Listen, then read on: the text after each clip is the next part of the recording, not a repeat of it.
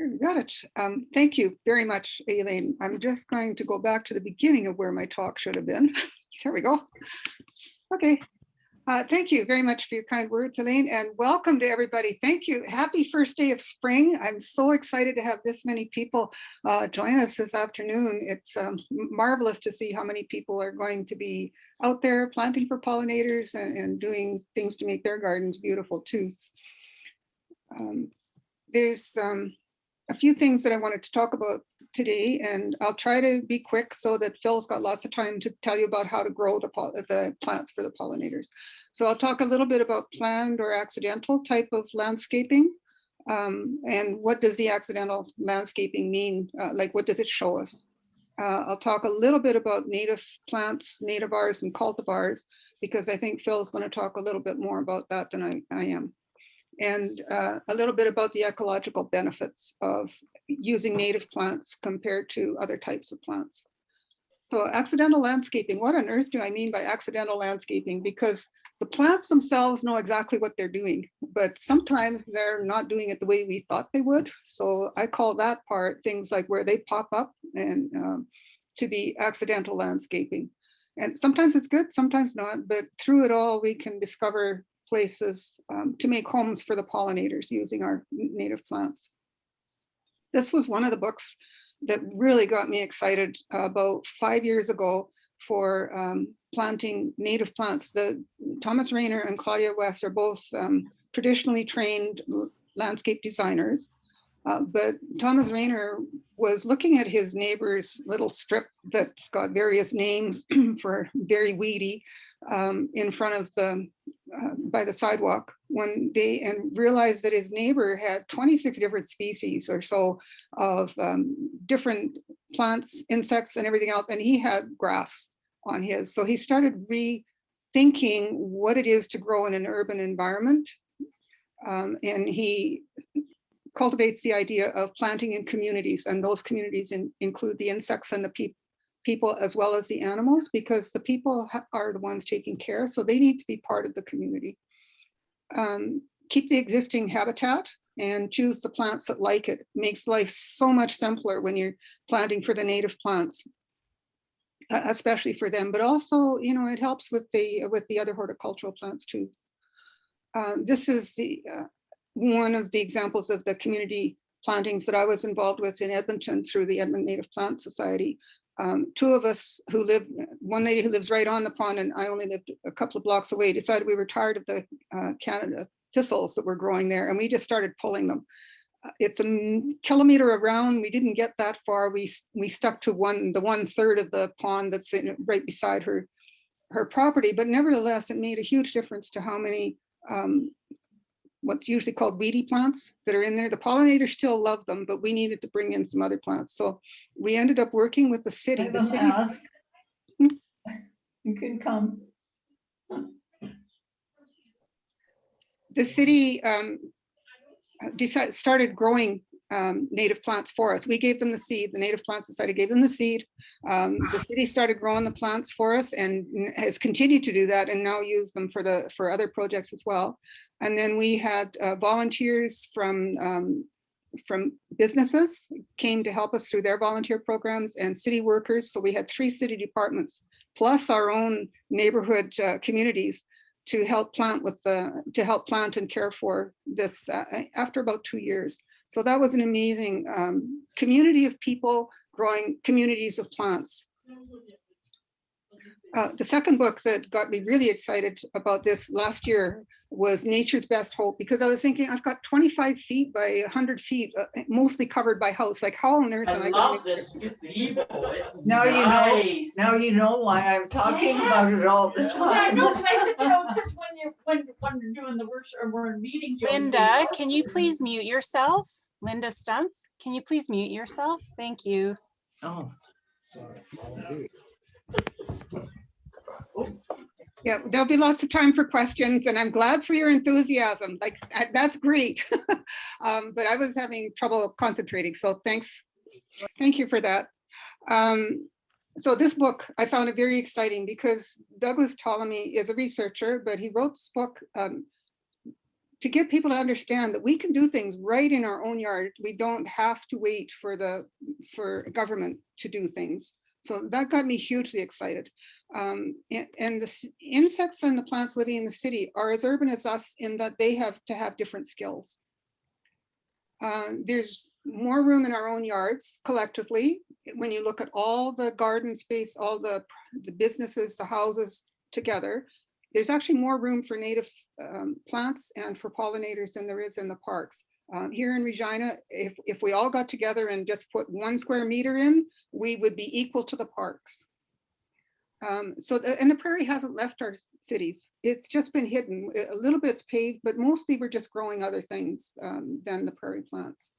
So where can we discover homes? And why did I start focusing on the grassland species? The rainforest, the oceans, the marine species have lots of champions. You don't have to live by an ocean to know there's a problem for the marine species.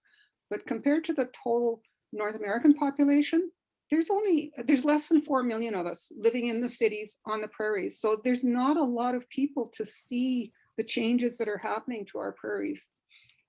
And it doesn't help that people in the city, like big cities like Edmonton or Calgary, they don't generally go out. So they don't know that prairie isn't waving fields of wheat. We need the wheat. I don't mean anything about that, but native prairie isn't fields of wheat. So what can we do? We can amplify the voices of our grassland champions. We've got several people here in Saskatchewan that are that over and over are telling people, but we need to get behind them and put 4 million more voices behind them so that other people know. And then simple things we can do. We can start growing for the pollinators right in our own yards. We can share seeds and plants with our friends, because once you start growing things, you've got extra seeds. There's always a little bit of constraint on growing inside a city. One of them being bylaws.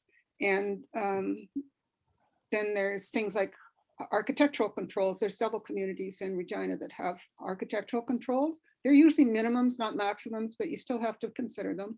Climate, weather, any gardener knows that that's a constraint. Budget and space. Have you got a balcony? Have you got an acreage?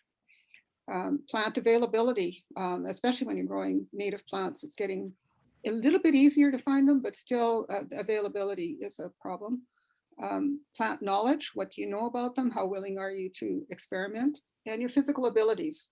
I'm 70 or almost, so I'm not going to have as much ability for getting out there and planting as others. So my garden's going to be smaller. These are familiar urban landscapes that you'll see. The one on the left was my yard in Edmonton in one of those brand new neighborhoods. Top right is about a 10-year-old neighborhood. And the bottom right is my house here in Regina now, before I started changing things out. And they all have very similar plants, very similar trees. And the problem is they're 2,800 kilometers apart. From Edmonton down to Joplin, Missouri, that's a huge space in the prairies, and you wouldn't really expect the same plants, the exact same plants to grow. Many are similar, but they're not exactly the same. So what do I call accidental landscaping? Well, is it what we do with the snow? I mean, we live with snow 6 months of the year, and yet we just kind of push it to the side and hope it goes away. We could change so that we actually landscape to accommodate that snow and keep that water going in, but that's another whole talk with City Hall. Is it mowing and watering? Like we have these beautiful landscaped parks that everybody loves to be in, but we accidentally made the perfect park for geese. And I don't think that makes very many people happy. I mean, there are things we could do to change so that there wouldn't be very many geese without harming the geese and actually increasing pollinator habitat. It could be these plants. These are all native plants in these pictures. The two on the left are growing in a sidewalk where you don't want them. So I pull them up and put them on the side in my yard to let them grow. The ones on the right are beside a pathway that's in between a parking lot and a stormwater pond, and they grow beautifully there. Absolutely every year there was painted ladies living on them when I took this photo, but 2 weeks later everything was gone. Not because there was something wrong with the plants, but because our idea of what's ideal for that particular type of a park said no plants at all, zero scaping, as in no plants were there, just the rocks. So we could talk to our city about, maybe changing those kind of rules if we wanted to. The plants were not anywhere near the sidewalk. They weren't impeding anything. So they pop up, and they are showing us that there is an urban prairie. And once you start looking for those plants, they're everywhere. Not that you want them growing in the sidewalk, but there's lots of places we could let them grow. So if we want to increase the pollinator population density, that's a number of pollinators in each plant. We have corporately owned land, like this photo of this field. It's a 10 acres of a native prairie that's actually inside a city, Joplin, Missouri, actually, where my daughter lives with her family. And they decided they were going to keep it as native prairie. So they did a controlled burn, and this is what it looked like the next spring, with all kinds of plants available, no longer looking like the weedy patch it had been before they did that. There's also civically owned land, like the entrances to cities. There's public gardens, like the one at the museum that the Nature Regina takes care of. Again, there's other park and subdivision entrances. We have many of those in Regina where it would be easy to put in some plants that are very well behaved and aren't going to spread all over the place. More public parks. The one on the top left was a librarian at Prince of Wales Library decided to make a children's garden. And then 2 summers ago, 2 Nature Regina volunteers went over to help her plant in some native plants to go in there as well. So they've got herbs, they've got plants. It's part of her children's program, so it's well taken care of. Sorry, more space for the pollinators. One thing it is important is to tell people what you're doing. So if you have a sign, if you're in a public space and you have a sign, or you can get a sign, then it really helps for acceptance. This one's a park in a downtown city that's rejuvenating their downtown. It's important, I think, huge ecological services in this park. It's small, however, by what they've changed, they have put in the native plants. So they've taken away some of the concrete that generates a lot of heat. I think it was more than 80 degrees on that day, but still, it was hot. So putting the plants in cools down the area. It also helps the rain to soak into the ground, so not so much that's running down the gutters and into the streams with all the pollutants from the cars going by. These plants are very strong, like they are built to handle this kind of weather. So there's no babying them along with extra rain unless it hasn't rained for about 2 or 3 weeks. Sorry, extra water. So ecologically, that's great. They're not replacing the plants all the time as they would if they were using annuals that have been grown out in a greenhouse. There's all the savings ecologically that way too. Here's some private things we can do, private space things we can do. This is one of my friends in Edmonton who has a very tidy back lane. Back lanes have to be back lanes. They're for picking up the garbage, they're for the utilities. So you have to be careful what you do. But he added 12 different native species here, and it's still a back lane as before, but so much more for the pollinators. This one is my friend in Edmonton, a challenging landscape in that it's north facing in a mature neighborhood with huge trees. And she put in almost in all native plants in there, and they grow quite happily without a lot of extra water on most days. A month of no water and they need some, but still. This is right here in Regina. The person who has the actual property next door had beautiful yard. It's in the Cathedral neighborhood. Beautiful property where he had planted all the traditional types of plants that were suitable for his site. He negotiated with the next door neighbor to take over an empty lot that was basically not doing a lot. And this was what he did using plugs from Prairie Originals, I believe, mostly. Just the next summer already, it was looking like this, an absolutely amazing garden. You can adopt a green space. This is a program that both Edmonton and Regina have. On the left was the lady who helped me originally with the stormwater pond, had a lot of plants in her yard. She adopted the bed that was right outside. So That's giant hyssop in there. There's wolf willow and a few others.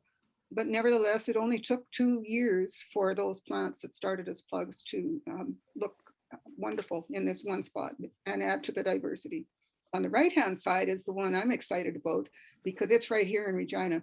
And there was a couple who volunteer at the garden with us in the summer. And they decided they were going to put a little plant bed in on their boulevard to cut down on the amount of grass that was not growing particularly well anyway. It took a lot of talking and some convincing with the city. This is what they started with in September 19. It's now a beautiful spot that looks more like the one on the left after just 2 years. And the neighbors have joined into the point where they've added spots along that boulevard and even in other streets too. So the website there is if you want to join the Adopt a Green Space program.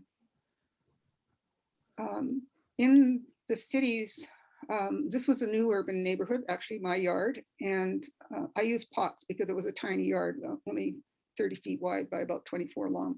So I added pots. There's a lot of native plants that'll grow in there. If you're in a condo and you're allowed to have pots on your balcony, that's a good way to do it. That was planned. On the right-hand side, that's not so planned. That tree that's there is a willow, and it actually sprouted up on its own. I first found it as about a 3-inch twig. So that's 2 years later. So a lot of pruning to keep it in place. The other plants are mostly native plants that just showed up, and I allowed the native plants to stay and not the others. So that was a bit of planning, but mostly accidental. Right here in Regina, there's somebody who wanted to do more for the population density, pollinator, and more for their diversity. And she also wanted some birds in there too. So after a lot of planning and some work at the native plant garden, getting a little bit of experience and a lot of research, she turned her yard in to entirely last fall. So this is just the first fall is what she was doing with her whole yard. And so more than 30 or 40 plants already that she's got. She called it formerly wasted space, not me. That was her term for what it is. This is another house here in Regina where the person decided they're in a neighborhood that's fairly new. I think it's 10 or 15 years old. And they wanted more than just grass in their front yard. So they put in container beds. So it looks very controlled. She also wanted to increase the diversity in the habitat. And last year, she was so excited, and we are too, like everybody who knows about this, because she'd not only increased the habitat and the population, she found Bombus sucklei, which is a threatened species bee for the first time ever. So we're very excited to see if that little bee managed to make a nest and grow some more bees. One thing you have to do when you're thinking about the pollinators is talk about building resilience into the ground. And one of those things, it's debatable. I call it turf wars. And do we really have to turf the turf? Because when we talk about planting for native plants, one of the first things we want to do is dig up all the grass and get rid of it. But that releases carbon into the atmosphere. And if we can find a way to either change the composition, more diversity, or cover the carbon with something dense, like cardboard, and then put more on top, then we are helping to keep the carbon in the ground, because it only takes few minutes, a few hours to dig it out, but it takes decades to get that carbon back in. So these plants are at the Regina Cemetery. I was actually looking for birds, not for plants. And I thought, what is this little carpet of blues and whites? And they're all native plants that have just showed up. They stay under the height of the mower that's there. They're not treated specially at all. There's no extra watering done at the cemetery, I don't think, or at least not very much. So these plants can take care of themselves, but they're some of the first ones out in the spring. Same as this one. And yes, that is the same early blue violet in this playground, which is just a carpet of blue in some spots, but it's a playground. It's not, the plants aren't treated differently. They're mowed like the grass. People run across them, play in the games, the dogs play on them too. So I'm looking for things that can be put in that will add to the diversity without taking the carbon out. So the difference about these two are, the one thing about these two is one's in Joplin, Missouri, and one's up here in Regina. So couple of thousand kilometers apart, and yet we could have the same solution. So is there enough city dwellers to make a difference for the pollinators? I think so. We've got 11% of the land is privately owned. So we've got control of a lot of land that works out to over 200 million acres. In the US, there's a significant amount too. In the cities themselves, I chose Edmonton because it's big, not to pick on Edmonton. There's lots of green, just like there is here in Regina. There's lots of green spaces, but that gray is not all buildings and roads.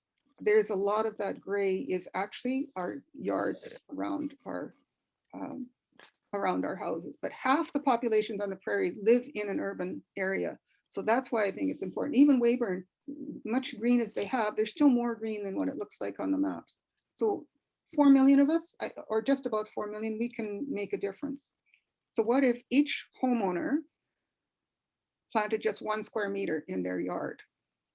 So just for the pollinators and the birds. So when I took this picture, there was about 3 dozen bumblebees in the photo. And I know later on there was an American goldfinch that just thought he was in heaven coming to eat all those seeds.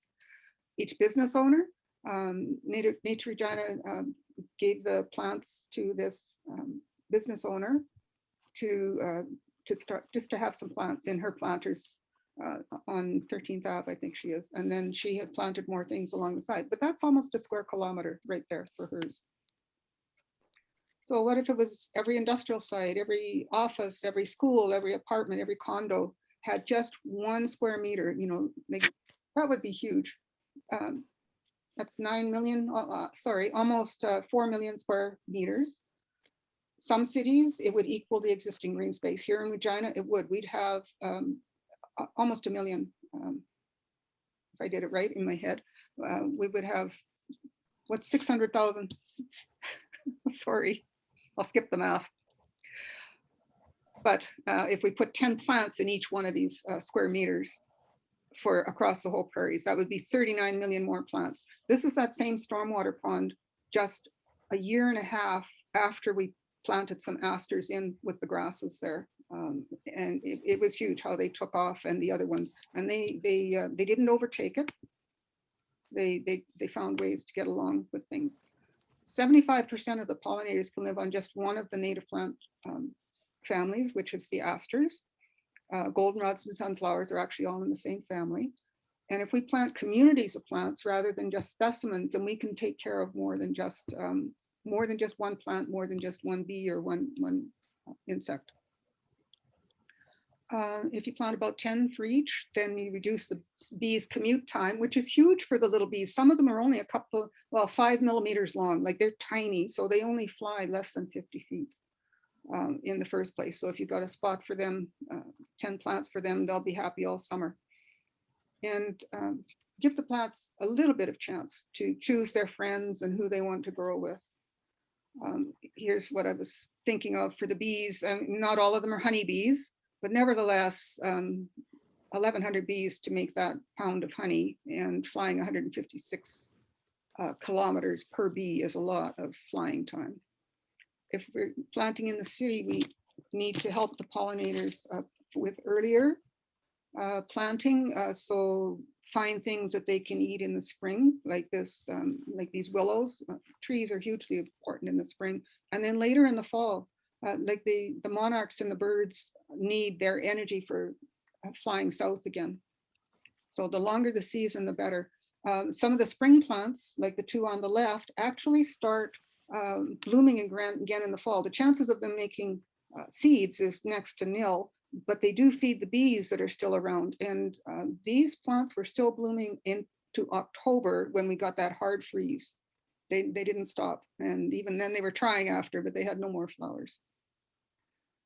So here's the hard part for some of the gardeners, is coming to terms with these guys, because they're still butterflies. But when you see these wiggly things in your garden, it's not always easy to remember that they're butterflies too. So they have different needs than the pretty butterflies on the flowers. They need to eat. And sometimes, I'm not saying lose your vegetables, I don't mean that at all. But what they eat, if it's a balanced community, the plants are strong. They know how to grow. That's why they've got these deep roots. That's their stores for regrowing their tops after a few leaves have been gone. So, but the number one reason to let the caterpillars live, they feed the baby birds. And one chickadee family, Douglas Ptolemy found out one chickadee family needs about 500 caterpillars every day to feed their nestlings to be healthy, which is huge.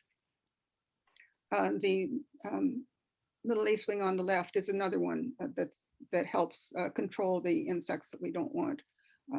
Heather Holm has made this easy to follow chart about insects that hunt the insects that like to eat our flowers and vegetables.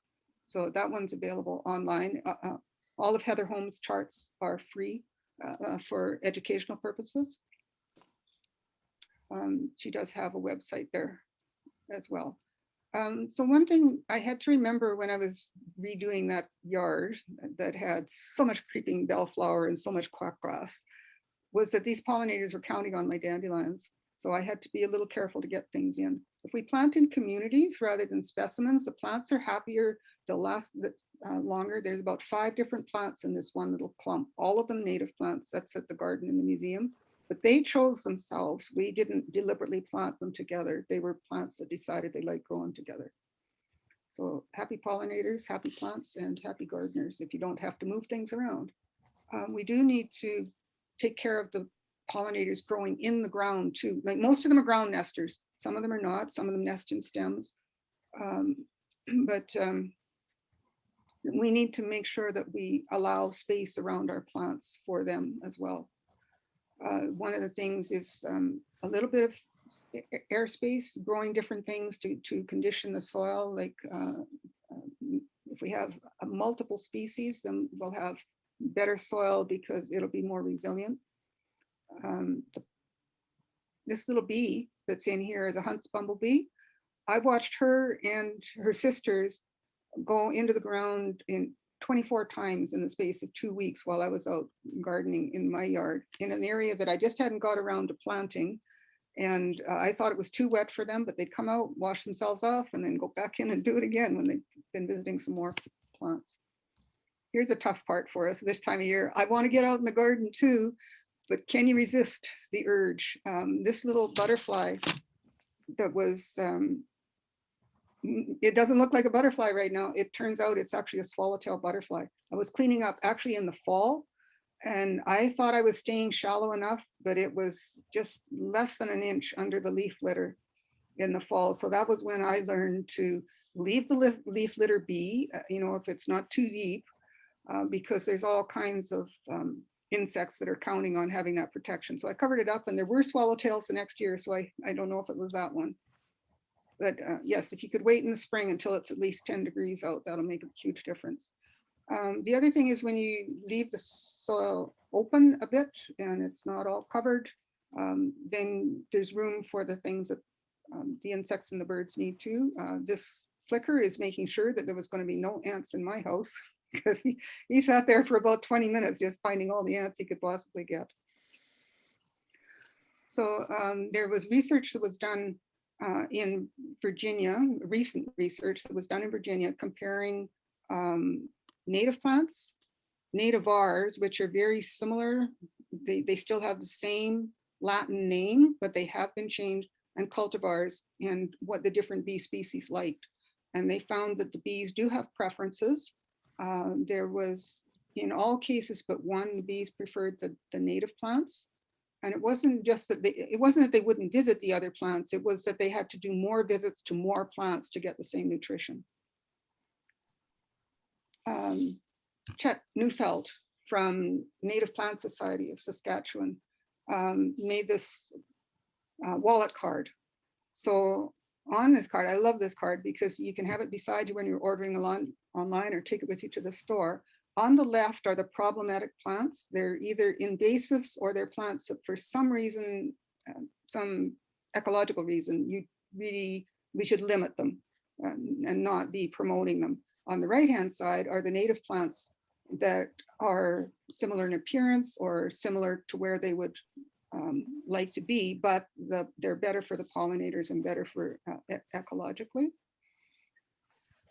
So that one's online and that's available for anybody who wants it.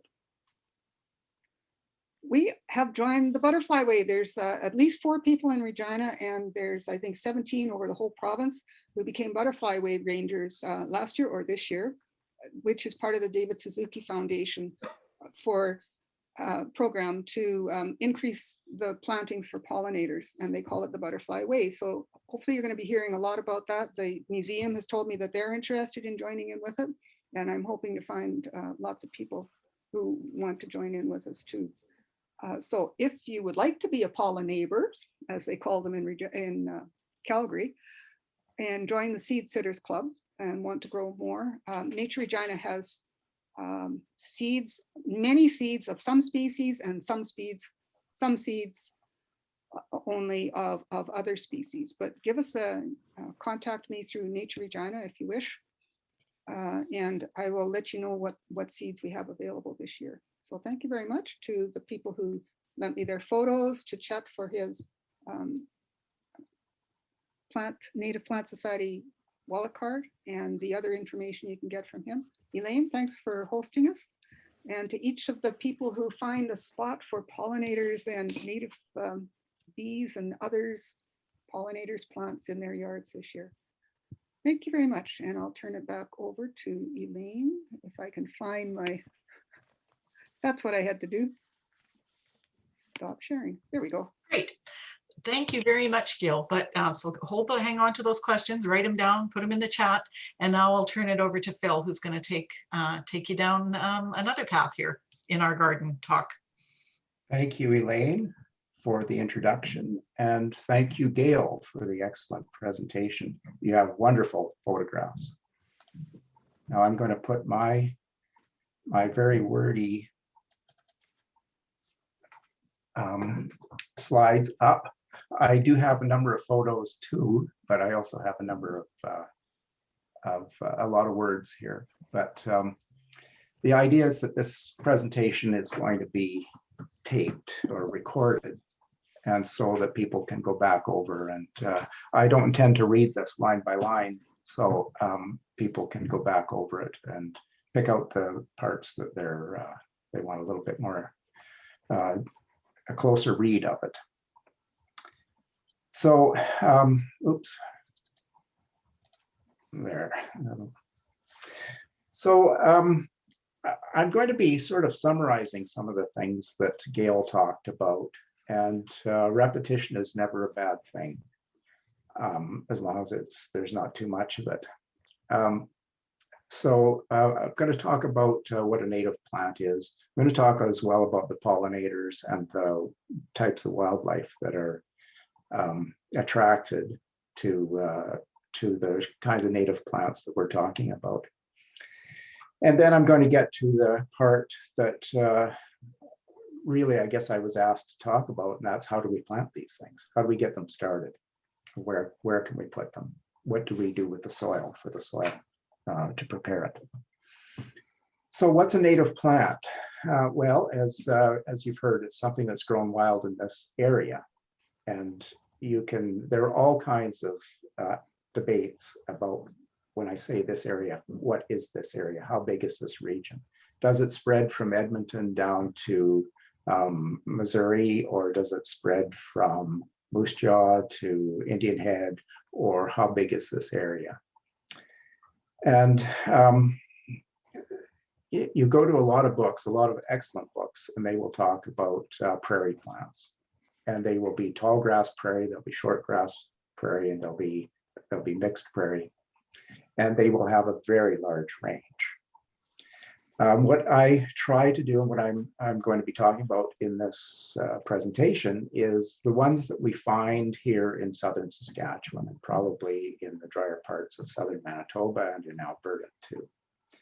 And of course, they would be in the northern states also, but it's the ones that have been here for thousands of years. And I like to take more of a functional definition rather than a geographic definition. And that is, do do the pollinators, do the various insects, do the birds, do they get some value from the native plants? And we know, and as Gail talked about, the introduced plants, most of which are from Europe or from Asia, they don't have that kind of value. They don't have good nutritional value or necessarily habitat value for the birds and the pollinators. So what we want is native plants that a broad range of them, flowers, ferns, grasses, sedges, shrubs, trees, that have co-evolved with the insects and the spiders, the birds, the mammals, and I've added microbes here too, because our soil is full of microbes, and in an acre of soil, there are tons of microbes, and they're actually what keep the plants growing, and they're what feed the plants, and they're absolutely essential. And it's one of the things Gail was talking about when you're preparing soil for planting, that you don't want to rototill. Is one of the main reasons is because it will destroy these colonies of microbes that live in the soil, and they give your soil structure. They help the soil maintain moisture. They are they're what create the fertility of the soil. They're what feed the plants. So we don't want to disturb the soil. So there's bad news. We're losing native prairie at an alarming rate. That also means plant biodiversity is in sharp decline. There's fewer areas, smaller areas for the plants to grow in. And Saskatchewan is one of the worst places in the world for loss of habitat and for loss of biodiversity. Bird and insect numbers are in decline. They're losing their sources of food and shelter. And it's not just habitat loss. It's not just the sloughs and the trees around the marshes and that sort of thing that are being burnt or pushed down with heavy equipment, but it's the pesticide use. It's very heavy pesticide use here in southern Saskatchewan. And of course, climate change is changing it's changing what kind of insects are here, for one thing. I don't know how many years ago it was now, but we'd had a warm winter, and scale insects started to show up. And previously they'd been restricted to south of the border, but they showed up, and then we had a cold winter, and I didn't see them again. But we had them on some of our green ash trees here. The pesticide use, by the way, it's a really serious problem when it comes to the insects and the birds. And the fact is that people in the city actually per acre put more pesticide down than farmers do.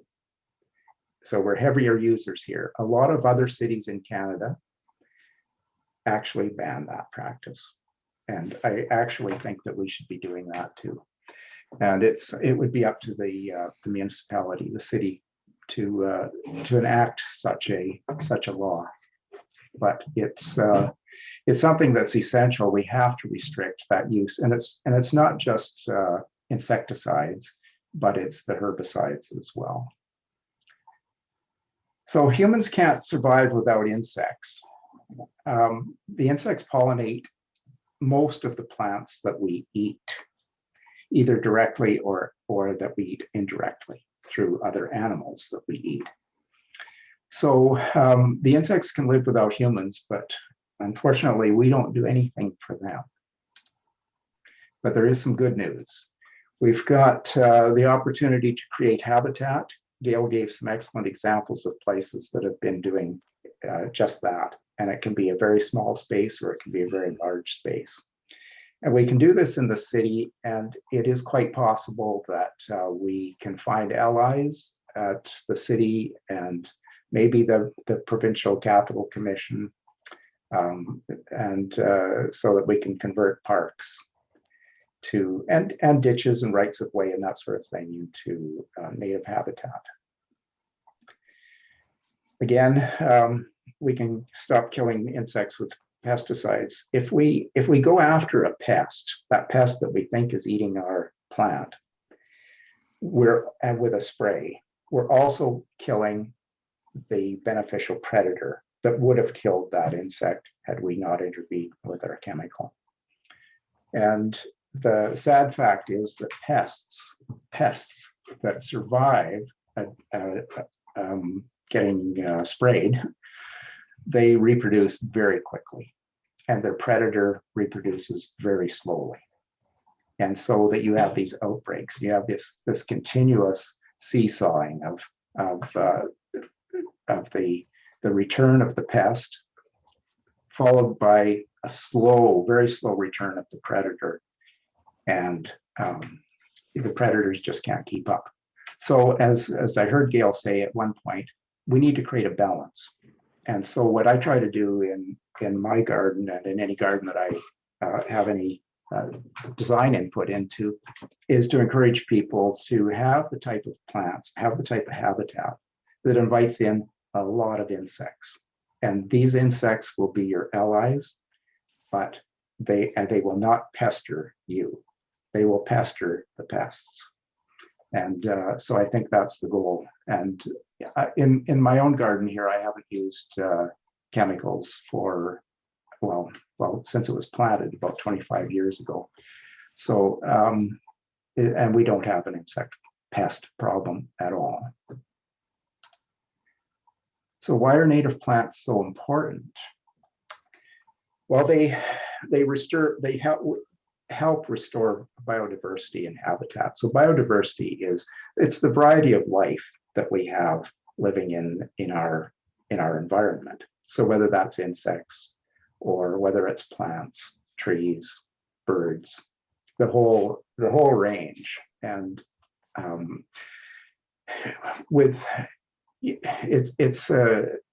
the healthier environment is one that is very biodiverse, lots of different plants and animals.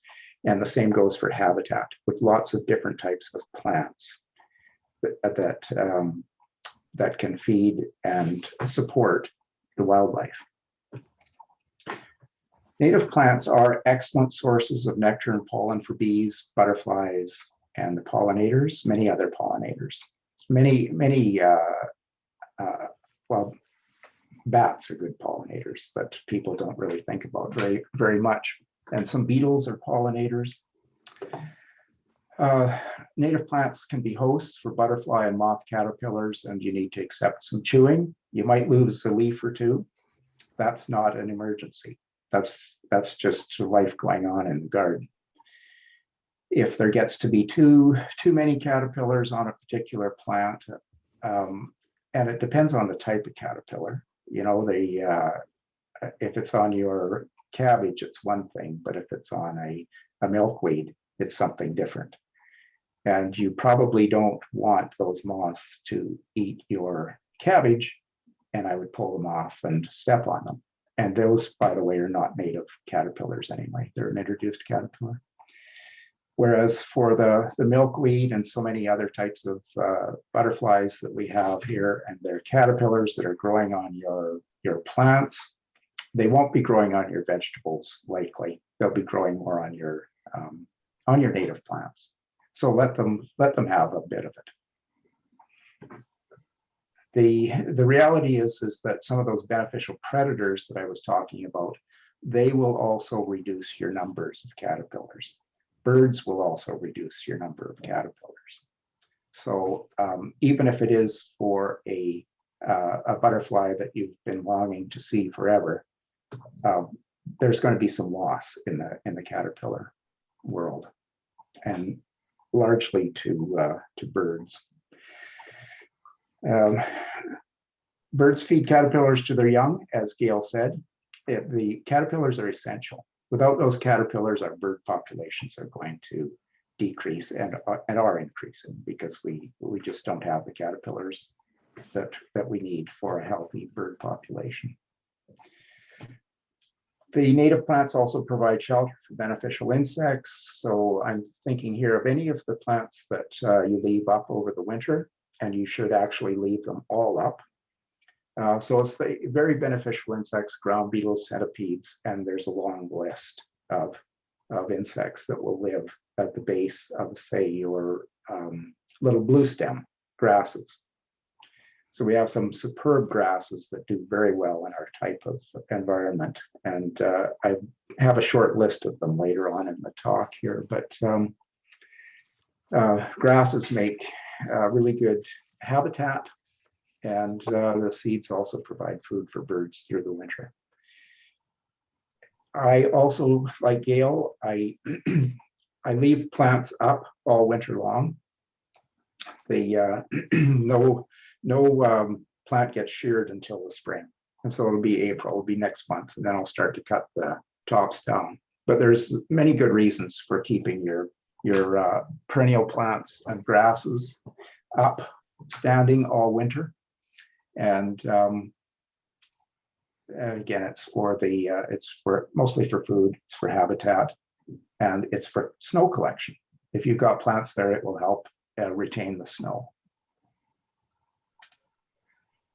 So here's my list of some native plants for the home garden, and there just happen to be some of my favorite and some of them that you may be familiar with, and I'm not going to read the whole list out here, but I have my special favorites here, like giant hyssop.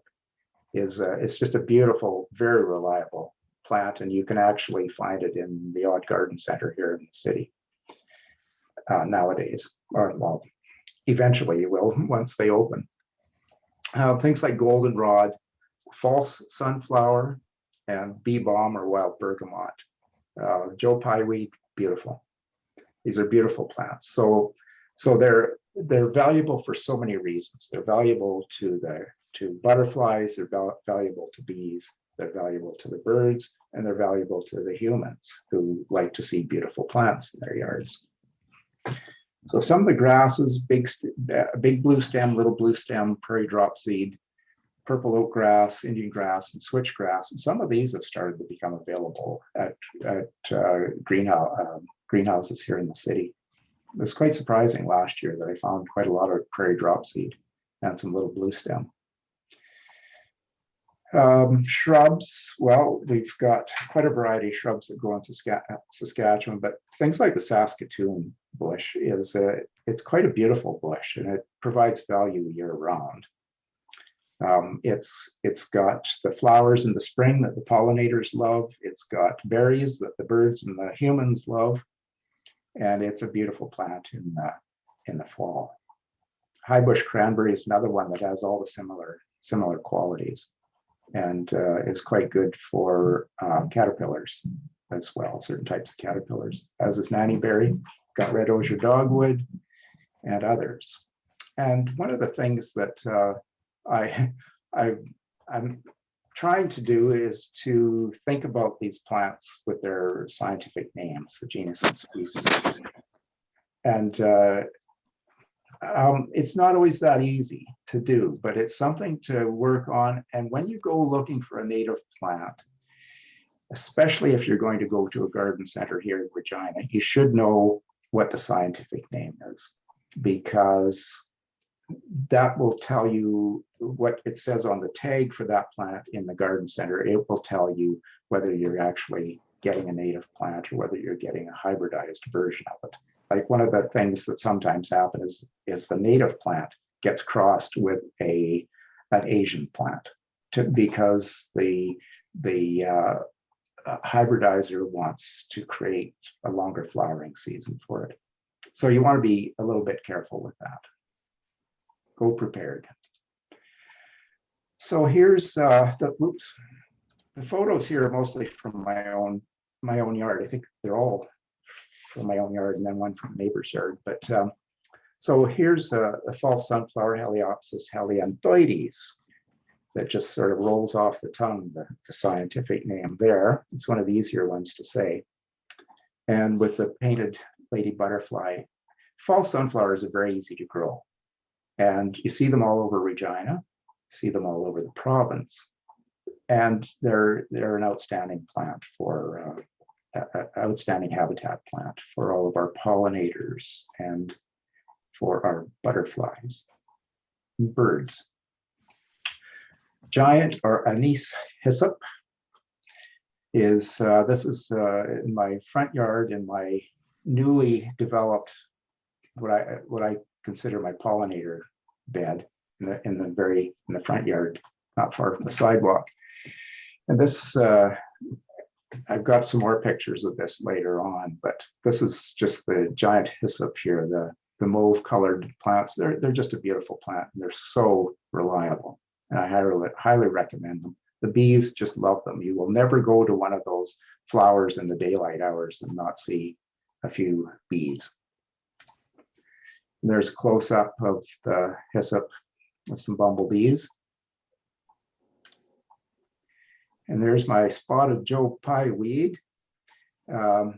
It's just before, I took this photo just before it really started to bloom. But sometimes this thing is covered with the pink flowers, which are then in turn covered with bees. It's a very beautiful plant, the Joe Pye weed. So starting seeds indoors. Now, as Gail was saying, the native plant garden here that Nature Regina looks after does have some seeds that if people are interested in getting seeds. You can also go online and you can find seed growers. You can find native plant growers. Not that many in southern Saskatchewan, but you can find them in Saskatchewan and in Manitoba and in Alberta. And I think Gail mentioned that somebody that has that beautiful garden down in the Cathedral area, Crescents area, got their plants from Prairie Originals, north of Winnipeg. And actually that's where I've been getting over the past couple of years a lot of my native plants too. They do deliver right to your door. So starting seeds indoors, if you get the seeds and you get them, say, from the native plant garden here in the city,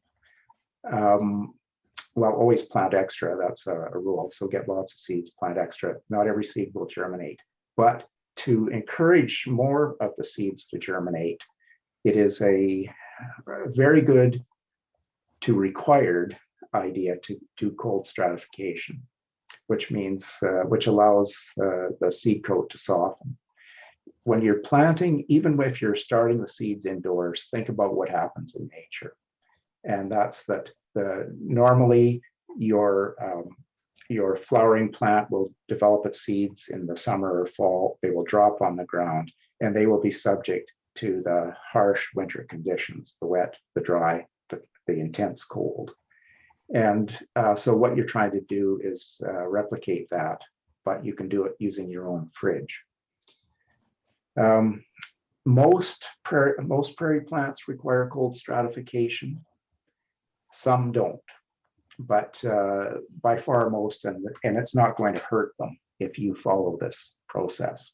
The only thing it's going to do is delay your planting a little bit.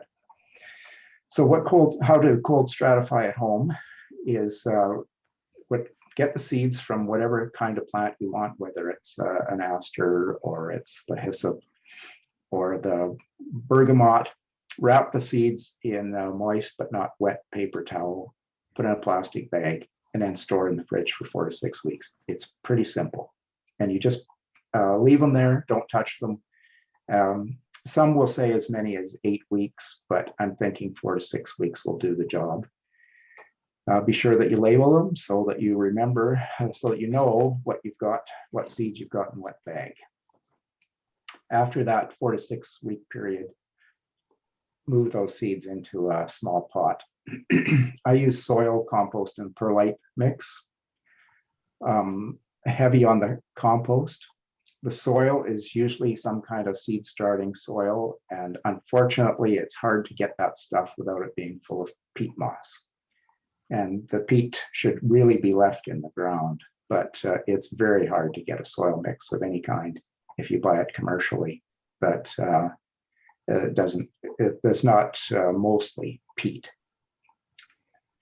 So anyway, get what soil you can and then mix in the compost. and a bit of perlite. If you buy potting soil or seed starting soil, it's already probably got perlite into it. So all you need to do then is do a 50-50 mix of the potting soil and compost. Put, so that you're doing this in a small pot, this is, you're starting this indoors. It could be a small pot or a tray. Don't go deep with these seeds. Think about nature. What happens when that seed falls off the plant out in your garden or out on the prairie? It doesn't automatically dig a hole for itself and to where it's going to wait out the winter. It's going to lay on top of the ground. And so you don't need to go deep. You just need to go deep enough that it will stay there. And when you're adding some water to it, that it won't be pulled out of the soil. Put the pot in a sunny window. If you've got a grow light, that's great. A fluorescent lamp, it's great. Keep it at room temperature. Keep the soil moist. It's very important. And I think it's one of the big problems people have with starting plants indoors is that they make the soil too wet. It just needs to be moist. And then be patient. You need some patience. You can just sit back and let the plants grow for however long you've got to let them grow, but probably you're going to want to put them outside in late May or early June. So you want them to be a few inches tall at that point so that you don't lose them when you don't lose them out in the garden. And so it's late May or June, and because you've got plants, you know what is germinated, then you can plant them at 12 to 20 inches apart. And depending on the mature size, if a plant is going to really be a big sprawler, like a Joe Pye weed, I wouldn't put that 12 inches from another plant. I would put that 24 inches or even 36 inches if you're ready to have an empty spot in between those two plants for a couple of years, which I would suggest you fill with annuals anyway. In the meantime, you fill with annuals. So starting seeds outdoors is the easiest way to do this is plant the seeds in the fall, just like nature does. Let the seeds fall where they may. Or you can be more selective. You can pick the seeds off the plant, and then you can decide where exactly you want to have those plants come up. You put them in the ground. You don't put them deep. You just put them 1/8 to a 1/4 inch deep and no more. And make sure that they're moistened. And decide where in the yard that you want to have them. Choose that sunny spot. Sunny, full sun. Seed packages and garden websites will tell you full sun, full direct sun. Well, what does that mean? Generally, it means 6 hours direct sun per day. So to prepare that soil outside, you got to remove the weeds and mix a couple of inches of compost into the soil. And generally what I do to remove the weeds is that I pull them out. And I use a weed rod or I use a fork and I get the weeds out as much by the root as I possibly can, which is quite labor intensive. So another option is, if you've got the time, is to, I think Gail mentioned this, lay some cardboard down, some wet cardboard down, and pile some compost and some leaves and just smother the weeds. And at the same time, that cardboard and the grass clippings and leaves and that sort of thing will eventually break down and help build the soil. When you're preparing the bed, you should then firm it, but don't compact it. Don't tromp on it. Just firm it with your hand or gently with your foot, because you're going to put seeds in there. Plant the seeds in mid-May and probably later than mid-May. You want the soil to be warmed to a certain extent, but again, think about nature. When is that plant going to start to grow? If it's been out all winter, it could very well, as a perennial, could very well start growing sometime in May, once the soil is warmed to a certain extent. So again, 1/8 to 1/4 inch deep. And if you're planting the seeds, with seeds, I would say 4 inches apart.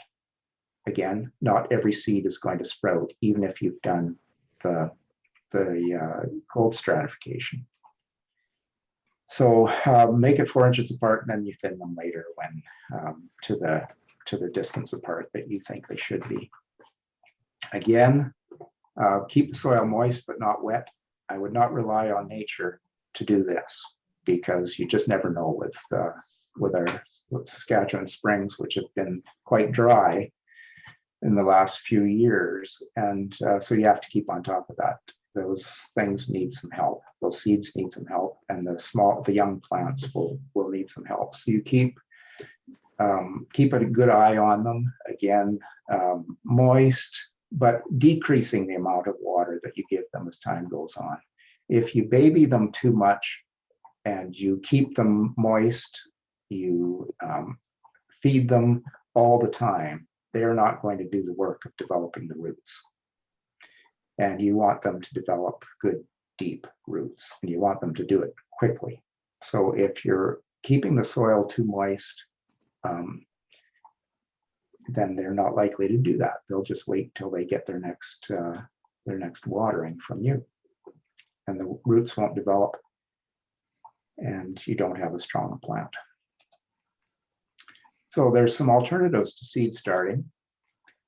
You can do plant division. So if you happen to have some native plants, or you know somebody who has native plants, you can divide them.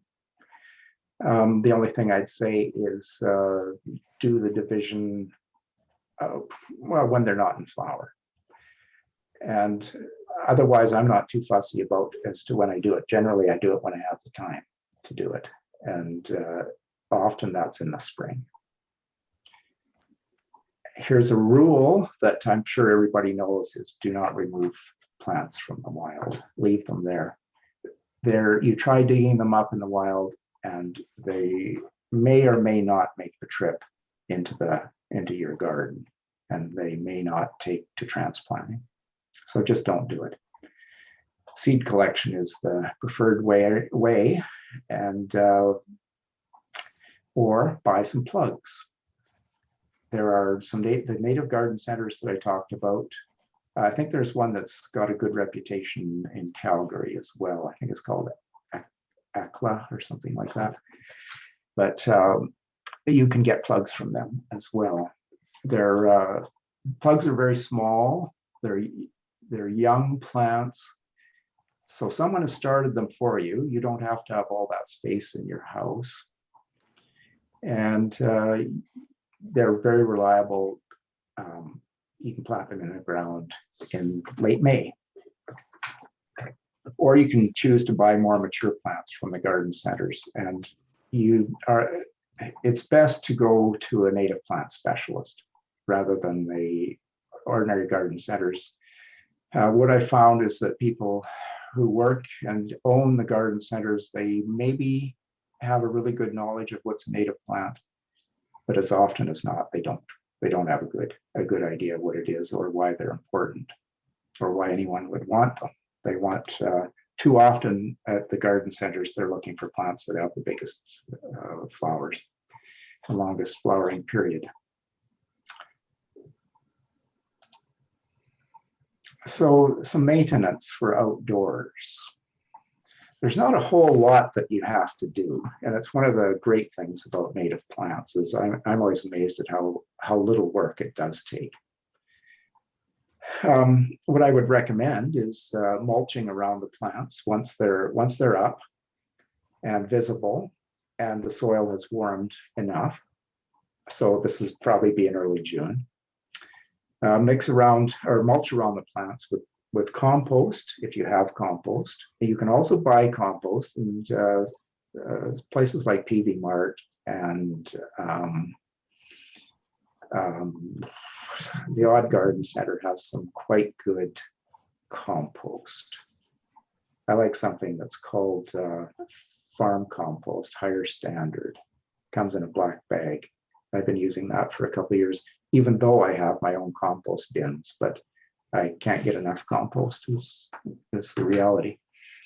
So mulch around the plants with compost. So you just lay a couple inch layer on top around the plants. Or you can use shredded leaves. They work very well also. And the shredded leaves probably create a better blanket than would the compost. And what you want to do with the mulch is retain the soil moisture. It will prevent weeds from coming up, and it will feed the soil. It's perfect. So mulch, I highly recommend that. You will notice in nature as well, nature doesn't leave bare soil. Nature will cover it with leaves or grass stems or whatever, but or with other plants. So very important to do the mulching. The young plants will need some regular attention for the first few weeks especially. And I think it's a good rule. Probably you want to check them every day, but every couple of days anyway, to make sure that they're not drying out too much. And you can tell if they're drying out by you checking with your finger what the soil is like. In the early days, you want there to be a bit of moisture around those plants, the soil to be a bit moist. And look at the plant itself. Is it wilting? Does it look like it's struggling? And so you may have to give it water more often than you think. But that's just for the first few days, first few weeks. You gradually trail off giving the water, and you let the plant hopefully develop its own roots, and it's going to find the water itself. And so it will require less attention from you. Don't cut down the plants in fall. I talked about that before, and I know I've said this to people that they think on this stuff about habitat much the same way I do, but they just can't stand having a messy yard in the fall. And it's just something they want to do in the fall, is cut down their plants, rake them out of there, and either put them in the compost bin or even much worse is put them in the garbage bin. So leave them up. That's shelter, and it's snow collection, it's food. So very important, I think, is to leave it up.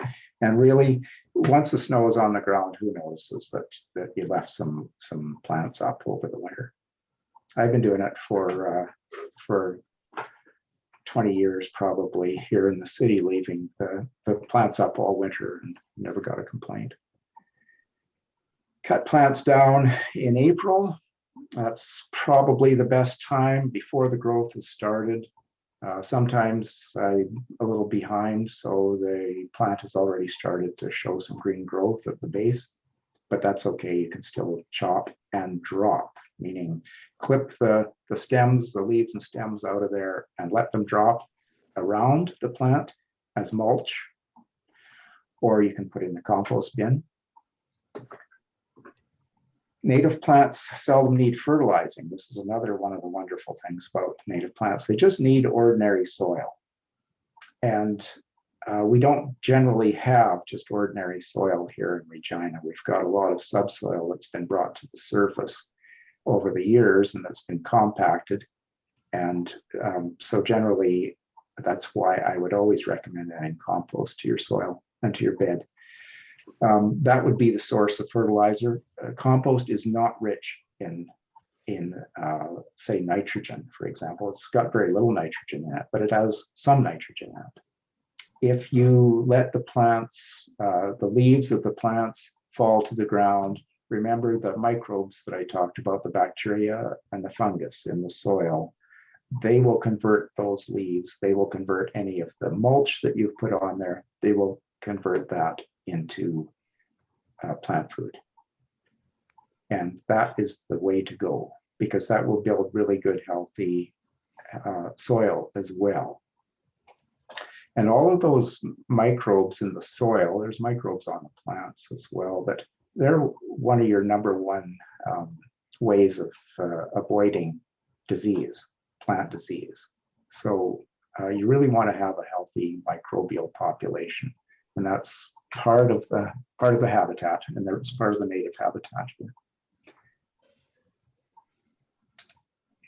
Lawn gone. So a couple of years ago, I helped out a neighbor convert their front yard from lawn to well, a pollinator garden is what they wanted. And so I would say that about 80% of the plants that she put in are native plants, and of the 20% that like this was very early on in the pollinator garden's life. And so what you see there are some echinacea, which are not native plants to southern Saskatchewan, but nevertheless they're very happy here. And if anybody wants to have them in their garden, I think that's a wonderful thing. The bees still like them, but as I say, there's probably 80% of the plants that she put in here are natives. You should always have water in the garden. If you're going to have habitat includes water. And so in this case, what this person did was put in a bird bath, filled it with stones, and kept it filled with water. And because the bees just love to gather around the water hole and sometimes fall in and drown if you don't have somewhere for them to stand and where they could stand and still reach the water. So I've got about 3 places in my own yard that where bees can and other wildlife can get water from. Birds do it. Birds drink out of the bird bath, but they drink off the pot that I've got on the ground to keep filled with water, and so do the squirrels. And the squirrels will take advantage of everything, of course. And this is bee balm, the plant. Whoops. The flower here, in case anybody is wondering, and it did really well. One of the things about this particular garden is that it was a lawn, but it was an underperforming lawn. And part of the problem was shade. These the big street trees were creating quite a lot of shade. When I took this photo, it just happened to be at the shadiest time of day. But this garden does get sunshine for hopefully it's 5 hours a day. And so we'll see. This is going to be the 3rd season. And this should be the year that this garden really takes off. And we'll see whether it's getting enough sunshine. If it doesn't really take off this year, the problem will be the lack of sunshine.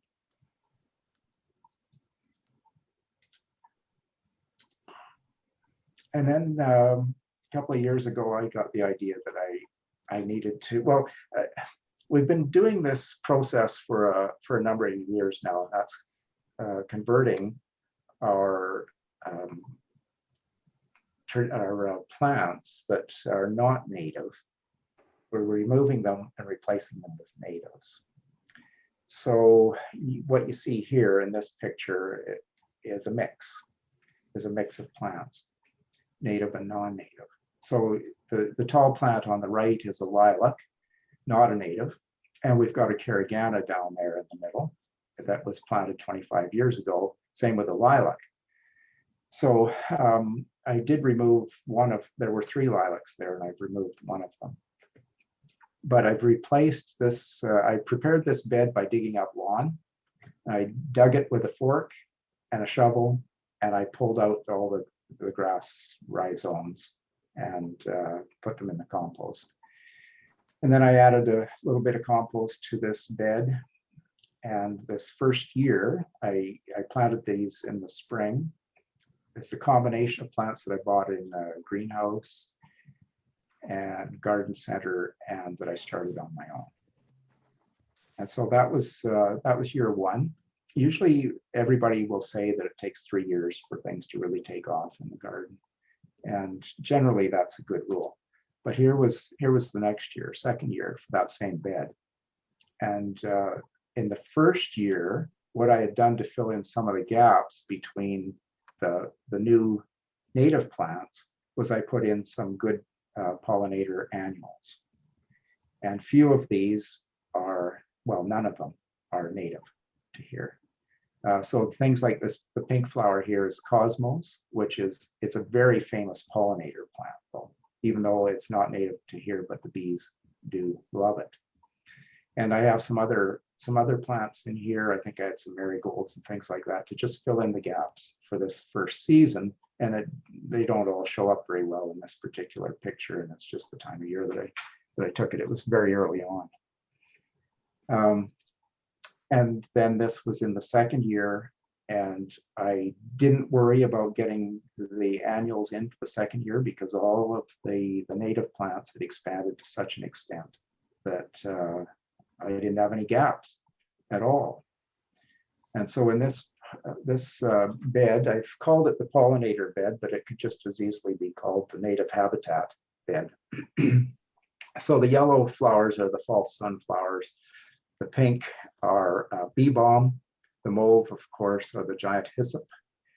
I've got down here at the very bottom, there's the Gaillardia, which wasn't out in full bloom at that particular time that I took the photo, but I've got probably 4 plants of it. Generally, what I do is try to get 3 or 4 plants together to create a big mass. And I think Gail talked about make it easy for the bees. They've got a long ways to go to get nectar and pollen. And if they don't have to search all over the yard, they can just go from one flower to the other flower. They'll be more productive for meeting their own needs. So this plant it's still kind of a mix. I'd say it's 75 or 80% native plants, but we've still got these tall introduced shrubs, and I've got some other introduced flowers like chives, and I put them in all with the intention that they are good for habitat. They're good for pollinators. I've got some Saskatoon bushes, some young Saskatoon bushes in here too, and so I'm pretty happy with this particular bed. And that is the end of my presentation. And boy, did I take a long time. So back to you, Elaine. Okay, I'll get you to stop sharing your screen there. Yeah. Well.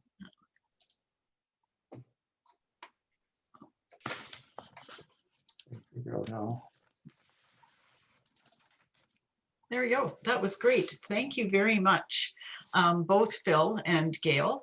I'll open it up to questions. So you can either use, you can see that there's a spot down below where you can raise your hand, or you can type a question into the chat. Or I guess you could raise your hand if your camera is on, you can raise your hand there too. So we have a few minutes for questions. Does anybody have any?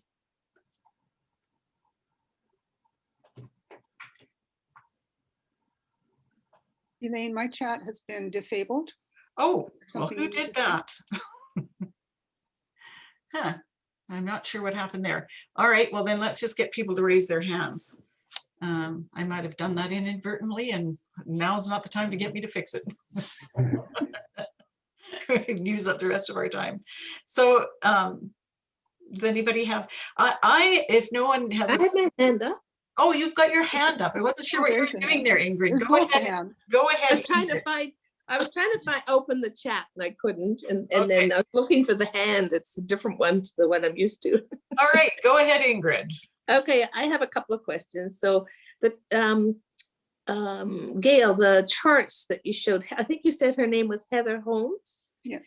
She had the charts of insects, and I didn't write down the other part of her chart, but how do we access those? Was there a website, did you say? Heather Holm does have a website. Okay, so it's just under her name? Yeah, HOLM will bring up all of the websites, and she's always adding new things. That's why I hesitate to Okay, give a website. She's got a lot of information. Just be careful when you're translating things.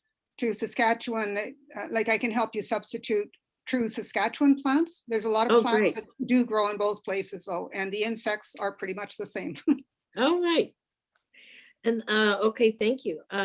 Then the other thing is, I was thinking about what you said, Phil, about and for years I've been complaining about the insecticides and herbicides that we use in the city, and the other thing is salt, you know, that's used on the streets all the time, and then the snow gets pushed onto people's yards and, you know, onto beside the roadside, so that kills a lot of plants, doesn't it? It sure does. If it's heavy salt.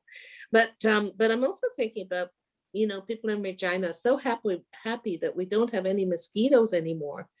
But that's because they've been killing the mosquitoes, right?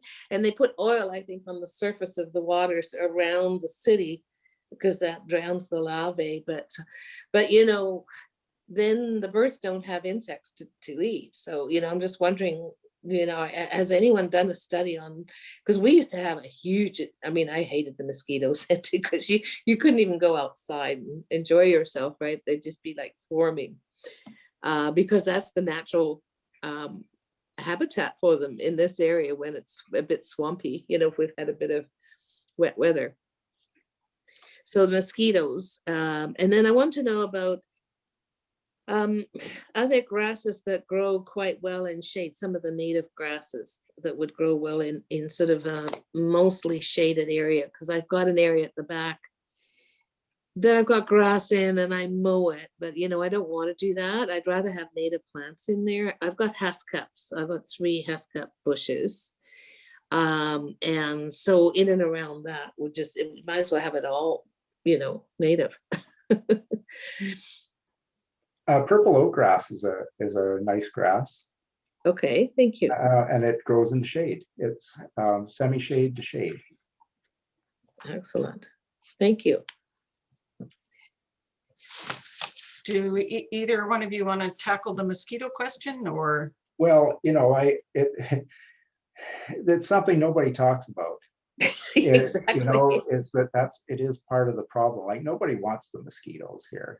But at the same time, and if you say anything to the city or to whoever, they will say, but you know, we're using an organic pesticide, BT. It's a bacterial based, and so you know that doesn't really justify it. That doesn't really prevent the problem. My only comment would be is, as we invite nature back into the city, it is a conversation that we need to have about what we'll allow and what we won't allow. And we really need to allow everybody to have their voice when we're discussing this, because everybody's opinion is valid about this. And we can't say the city does this or the city doesn't do that, because really we're the city and it's our choices that we're taking to our city councilors. And in our conversations with friends that are the ones that are making the actual decision and how city council bases their decisions on our opinions, not just the loudest people, but they are looking at more. So it's the start of a conversation, because as we invite more bees and butterflies into the city and more birds into the city, we'll have to figure these things out as we go along.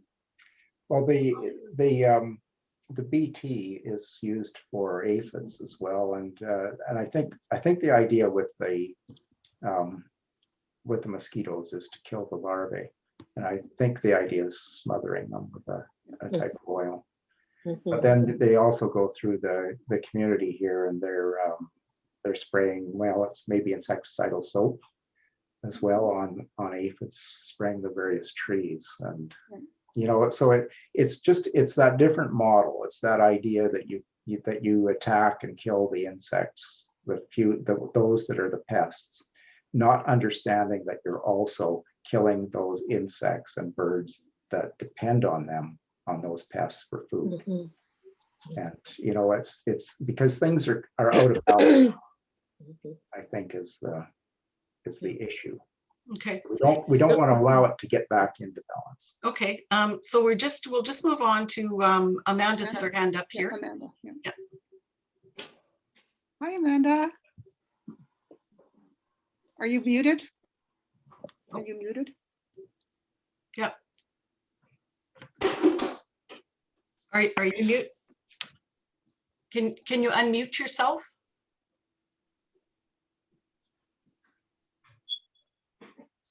Whoopsie, what happened to her? There, You got she's it? unmuted. It's probably your headset. Oh, maybe your head, take your, Yeah. can you take your headset off or? Does that help? No, still. Aw. No, she's there. Are you there? Four I heard people her. speaking, and I've been waiting to speak. It's Yeah, Linda. I know, Linda. I'm just, I'm trying to keep a list here, so I'll get to you. Yeah. Okay, I'll wait. Okay. No, Amanda's not. Yeah, not you're not coming through it all, Amanda. Do you want to type your question? Are you able to access the chat? Okay, and then I'll get back to it. Okay, so Kayla Johnson had a question. Hi, yeah, I got two quick questions. The first is with all this leaf litter and mulch, which I think is an awesome idea on the ground, I find I get a ton of slugs. Do you have any good tips to deal with that?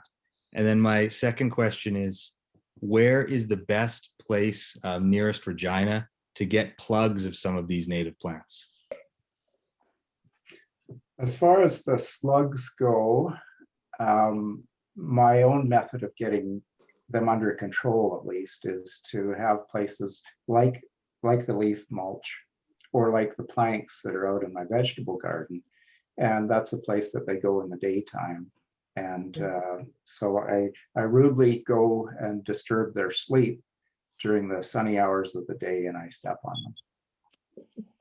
And I had a slug problem once about 6 or 7 years ago. It was a very wet year. And that was how I resolved the problem. And it has not returned. There's always some slugs around. And the question always has to be, well, are they doing much damage? Or are they just being there as food for other good insects? And maybe you've got a balance. Maybe you've got some kind of eco balance in your yard. Depends the damage they're doing. It's all, to me, it's so much of it is functional. What's actually happening.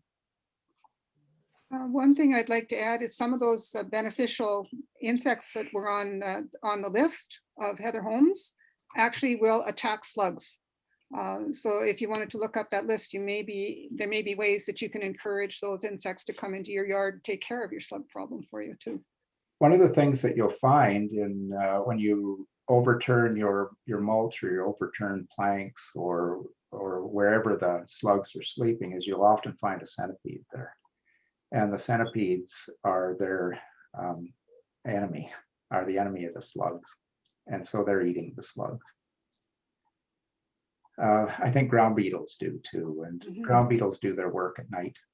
And so we don't see them that often, but we've all seen a black ground beetle. There's lots of them around, but they sleep in the day. Okay, thanks. So we'll go to Linda Backer. Hi. Okay, hi. Yeah, what a great presentation. Thank you very much. Anyway, I got some Monarda bee balm plants from Native Plant Society. Right now they're in containers and covered, and I want to plant them in the garden. So I need to know, I have clay soil that's hard to dig. It's hard for me to do it by myself.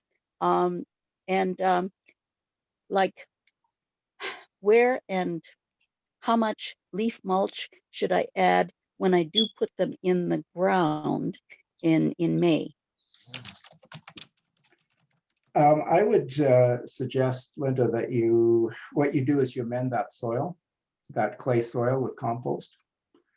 Definitely do not amend it with sand, which some people will say is what you do, but actually if you add sand, you create concrete. So add compost, and you just need to mix it into the top 4 inches of that area that you're going to plant. Okay, well, I have saved lots of elm leaves from last fall, And so I should dig that into the soil before I put the plants in then Oh, no, you from the should, containers. no, you shouldn't, you don't need to plant, dig the leaf mulch into the soil. That'll sit on top, sits on top like a blanket. But something like compost, I strongly recommend that you add some compost to that clay soil if you want to have workable soil there. And then once you put the plant in the ground, then you put the mulch around it, and no more than 4 inches of mulch. But that's I think your solution. Okay, and then I do have some giant hyssop seeds, and I wonder how many hours of sunlight do they need per day? Because I have a lot of shade in my yard. Well, they're quite amenable to a little bit of shade. So they're quite a good plant if you've got a mix of sun and shade. They probably prefer full sun, like that's 6 hours minimum a day. But if you've got a shady spot, they'll do okay in there. They maybe don't flower quite as much in a shady area, but they'll still do okay. That's true. From my experience growing them at the native plant garden, they like it the best because they're out in the sun. But my yard in Edmonton was a north-facing garden, and the giant hyssops grew very well, even in pots as well as in the ground. And they got, once the fences were all up, they got a maximum of 4 hours of sun a day. So they weren't quite as big as the ones in the front, but they still grew well. The bees found them. Yeah. Right, that's good. Yeah, I really like those ideas, and I'm going to try that this year. So is there some follow-up? Are you going to do some things to follow up on what people are doing in the fall? I'm not quite understanding. Yeah, I'm just wondering if people are going to call in the fall and say how their native plant pollinator gardens have progressed. Is there a future presentation about what happened during the summer with all these things? Great idea, Linda. Thank you. Yeah, I think that's an interesting idea. Yeah. Okay, thanks, Linda. So Okay. Amanda, if you want to try again, I think I fixed the chat. Yes, you did. So if Amanda Timlick wanted to try again, either in the chat or whatever, we're yeah, see some comments. Maureen just emailed or texted me that ALCLA, which Phil did mention, Right. is a good supplier out of Calgary for plugs. Right. And I see Kayla here. I knew that there was a question that we hadn't answered that you'd asked. And there it is. Best place to get native plant plugs. So it's that ALCLA, which I've never dealt with, or Prairie Originals in Manitoba, which I have dealt with. But other people have dealt with the what? Gail, what? ALCLA. Yeah. Yes, help me out. Amanda? So those are two excellent resources. Yeah, and we see in the chat too that Prairie Originals is wonderful. And the thing that I found right now with Prairie Originals is I did leave a phone like a callback number probably 2 weeks ago, and they still haven't gotten back to me. So they're open, but they're really busy, I guess. So I imagine they're really busy. Yeah, so just bear with them. But yeah, the Prairie Originals, I've had good luck with those ones too. Yeah, so was there anybody else? Amanda, did your questions get answered? We do have, oh, and there, is that your hand up, Ingrid, or are you cleaning the screen? Not too sure. Anyway, we do have, Gail, I think, has left her email address as part of this. You can email natureregina@gmail.com. If you do have gardening questions, we can pass them on to Gail and Phil, or if they want to give their direct email addresses, you could do that as well. And further to Linda's question, I think Nature Regina will be, I'm not sure how many of these we'll have during the summer, but we certainly will be back at the garden. Last year, we were in the garden in May for the first time. So the garden volunteers, we'll put that up on the website, on Nature Regina's website when we're back there. So you're welcome to come by. This past year, because of COVID, we were there in smaller groups Tuesday and Thursday mornings. So you can pop by and get questions answered there, or look for seeds or whatever. So we can put notices up on Nature Regina, or we will, once we're back in the garden, to let people know we'll be out there again. So, and that I'd like to just say to everybody, I am looking for a place to grow out native seeds, like a large space, so we can actually have a local supply here.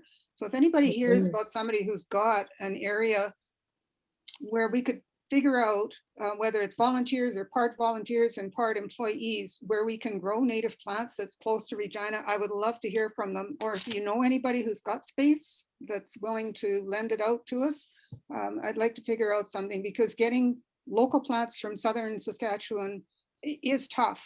Right now we're relying on Manitoba and southern Edmonton. There is Blazing Star out of Saskatoon as well, but sometimes they have the seeds, same as everybody else. Sometimes they have the seeds and the plugs, and sometimes they don't. okay. I noticed some more in the chats. Yes, here. Amanda, finally, thank you. Your questions to Phil is, if I've stored my seeds in the freezer, do I still need to wet stratify them before planting? I don't think so. What kind of seeds are they, Amanda? Oh, Amanda's the one without the. Yeah, but she's, we'll just wait for the chat here. Okay. Yeah, Aaron mentions Blazing Star as well.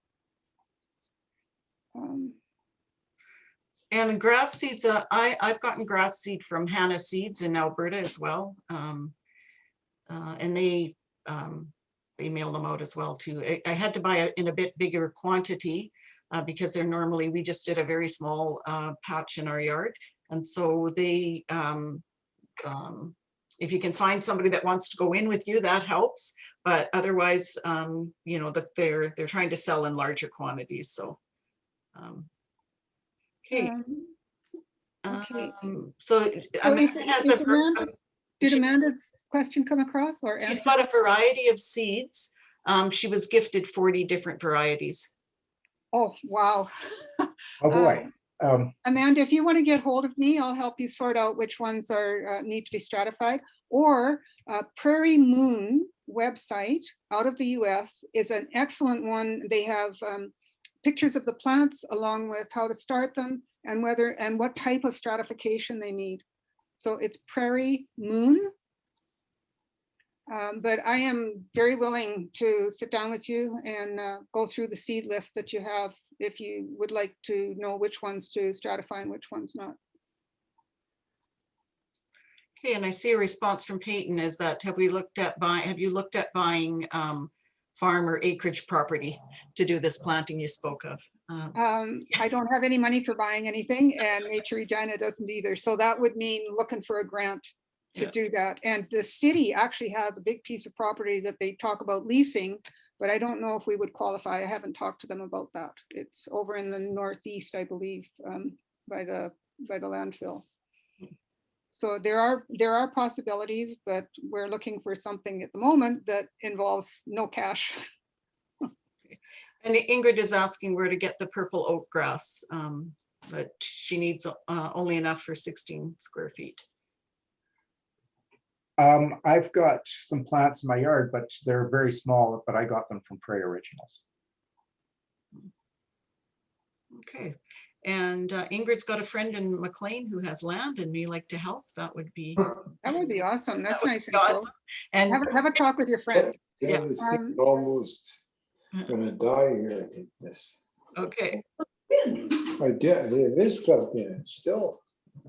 Okay, so I think Maria has a question from, sorry. As a beginner gardener and new to native plant species, where can I start in my own yard? For example, easy plants to start with.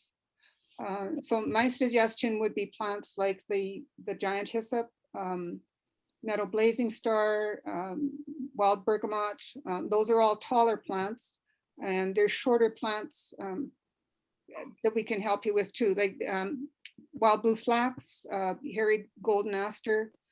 We've got some of those seeds too. If you're in town, we can either drop them off or pick up. And it depends on the space you've got. So most of those ones don't need to be cold stratified, so you could get going with them right away. If you want to get hold of me or Phil through the Nature Society website on the contact us, and then just say attention Gail or attention Phil, that would be the easiest way to get hold of us to help you out with that. Okay, and Peyton's also suggesting the World Wildlife Foundation as a place for grants, and that is one of the things that They we are. talking about is various places that we can look for grants to continue the work. So Yeah, thank you for that. Thank you. So Caught up? yeah, I think so. Amanda, did a question about adopt a green space program to plant a larger space in the city. And you have a question mark after that. That was something that you had found on the city website. Was that right, Phil? The adopt a green space? Yeah. I had Sorry, that. that was Gail. Yeah.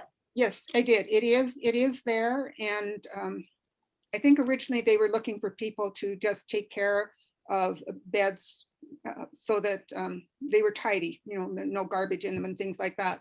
But there's been a couple of people from the who worked at the Native Garden that are starting to expand that idea to being able to put in some native plants or other plants into those beds as well. So you negotiate with the city for what you want to do. Each one's unique to that the group that is making the application with the city. But the city is very much more open to expanding where native plants are in the city. The thing for all communities is that things are neat and tidy and not left to go wild, that they are taken care of, whatever kind of plants are put in there. Okay, so I think we've taken care of all of the questions in the chat. Thank you, Phil. Can I just ask Pat Payton where her adopt a green space is? She's already got one. Hi. Can you hear me? Yes, I can. Yep. Perfect. I'm actually in the midst of getting a few different parks. So they're trying to work with a few people in different sectors because I was really keen on having the ability to plant the flowers. And so I've been working with them, and they're actually looking at on Arcola. There's a few places that used to have just flower beds that they no longer do anymore. So they're looking at trying to allow me to do that. They're just working to make sure that roadways will allow me to do it and maintain it myself. Yeah. So I'm hoping to get a few flower beds along Arcola Avenue and maybe a few parks as well. And through the World Wildlife Fund, I'm also organizing some cleanup projects for different parks too. So. Wow, Peyton, yeah, that's going to be great because I think you're a butterfly wave ranger too, aren't you? Yeah, I am. I was actually, when I spoke to the city about that, Wally, I used to work at the city of Regina with the Parks Department, and Wally right away mentioned it and let me be a part of that. So I'm super excited for that too. Oh, that is great. Oh, yes, we'll be working together this summer, no doubt. Yes, I'm very excited. Yes, that's wonderful. Aaron has just mentioned the USDA has tons of information if you're looking for species, ranges, how to grow them, things like that. And that's true. I use them quite often for information. Okay, so how to become a butterfly ranger was through the David Suzuki Foundation, and they do their recruitment once a year, so which happened in January. So pay attention to their website, and they will be doing it likely again, calling for applicant. Well, it wasn't really an onerous application process. It was for interested people on their website, and so there was a number of us from around Regina that just got that in. You can also become a recruit, which means that you're part of the program, but you're not necessarily, don't necessarily have the responsibilities of, there's an expectation from the rangers that they'll do a certain amount of work per month and reach out. So you could certainly become a recruit. Keeping in touch with Nature Regina, we'll lots through the garden. Like we have big plans to get a pollinator corridor going, thanks to Gail's brilliant ideas, where that's really our interest. So and that's really what it's all about, right? Is getting the pollinator. Yeah. So you don't have to wait until next year. Just come on, just Yeah. find us either at the garden or through email, and we'll get you started. Okay, and Peyton has indicated her that we can follow her on Not Lost, KNOTLOST.ca social media account too, if you want to. So that we're a little bit over, almost half an hour over. So I think maybe it's time. I'm so happy that there's this interest. Thank you so much for coming out. And I look forward to talking to you more about native plants and seeing you out there in your yard. So thanks. Thank you, everyone, for listening. Thank you. It will take a couple of days, but we'll get this up on our website. It will be recorded and up on Okay. website. So